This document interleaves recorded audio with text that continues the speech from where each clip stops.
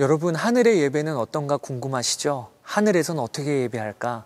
요한계시록 4장에 이어서 오늘 5장도 한번 살펴보시죠.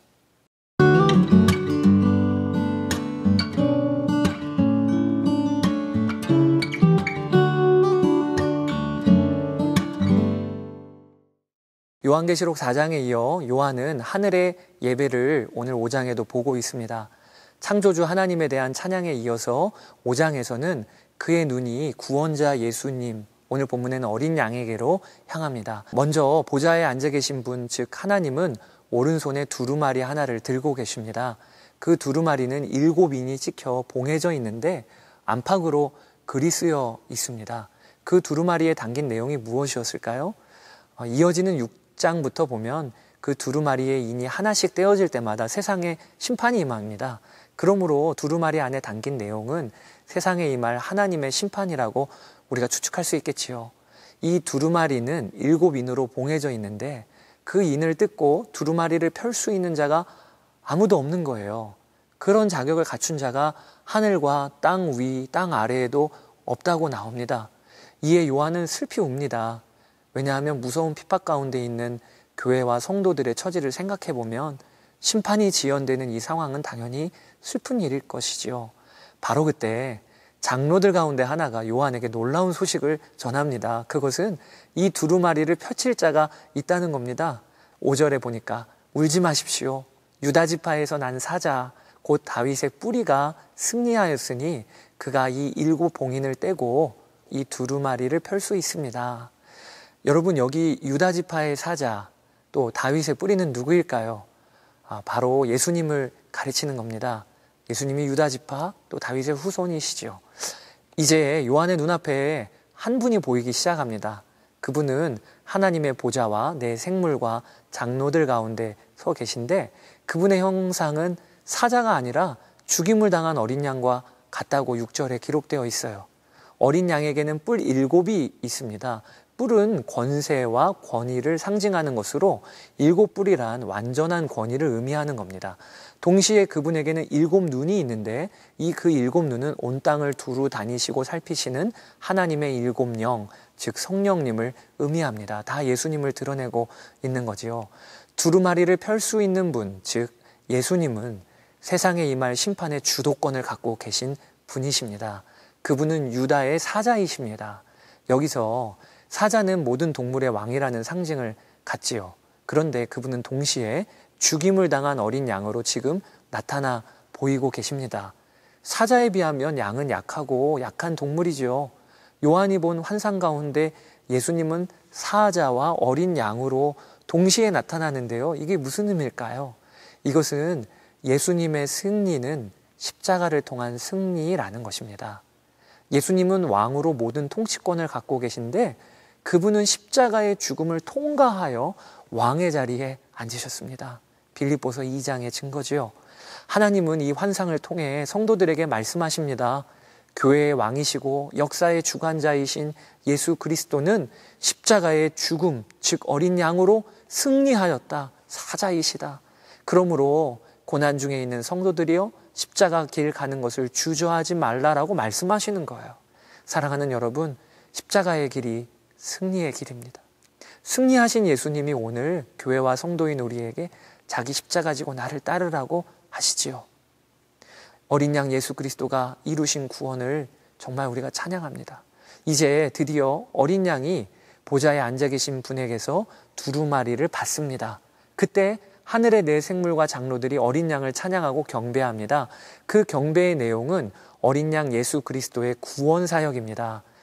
죽임을 당한 어린 양은 그의 피로 우리를 사서 하나님께 드리셨습니다. 또한 우리를 하나님 앞에서 나라와 제사장으로 삼으셨습니다. 그러므로 어린 양은 권세와 부와 지혜와 힘과 존귀와 영광과 찬양을 받으시기에 합당하십니다. 그게 9절, 10절, 12절에 쭉 이어지고 있는 찬양의 내용이에요. 그들은 찬양과 함께 검은고와 향이 가득 담긴 금 대접을 어린 양 앞에 드리는데 여기 검은고와 향이 가득 담긴 금 대접은 각각 성도들의 찬양과 기도를 의미하는 것입니다. 이제 4장으로부터 시작된 하늘 예배 장면이 클라이막스에 다다라요.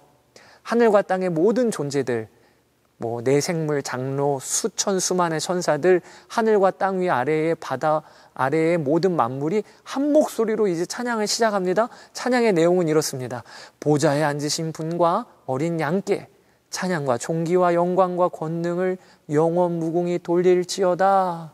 이게 13절이에요. 여러분, 교회만 해도요, 본당이 가득 차서 성도들이 함께 찬양할 때 그 감동이 있지요. 그런데 모든 나라에서 모든 백성이 모든 피조물들과 함께 하나님과 어린 양이신 예수님을 동시에 찬양하는 그 장면을 상상해 보세요. 얼마나 영광스러운 모습이고 감동이 될까요? 저는 이 하나님 나라가 사모가 됩니다. 정확히는 영원토록 찬양하고 경배해도 질리지 않는 그 영광의 하나님과 어린 양이신 예수 그리스도를 사모합니다. 어린 양의 아름다움이 얼마나 황홀하면 24시간 영원토록 찬양하고 찬양해도 모든 피조물의 외침이 끊이지 않을 정도일까요? 요한계시록 5장을 읽으며 우리의 마음이 뜨거워지기를 기도합니다. 우리는 마땅히 그래야 합니다. 왜냐하면 요한계시록 5장의 하늘 예배가요, 우리가 곧 설 자리이기 때문입니다. 또한 본문 5장에서 울려 퍼지는 찬양의 내용이 나의 고백이기도 하기 때문입니다. 날 구원하신 예수 그리스도의 십자가 은혜, 이 은혜 하나면 영원히 찬양하고 찬양해도 부족함이 없지요. 사랑하는 여러분, 무엇 하나 감사할 것이 없고 절망밖에 없어도 십자가 앞에 서 보십시오. 보좌 앞에 서 보십시오. 그러면 성도인 우리는 영원토록 감사할 것밖에 없음을 알게 됩니다.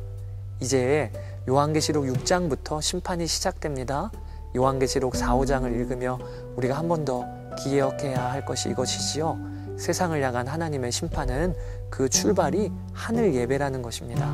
무서운 종말 심판, 그 주도권은 하나님과 어린 양께 있음을 기억해야 합니다.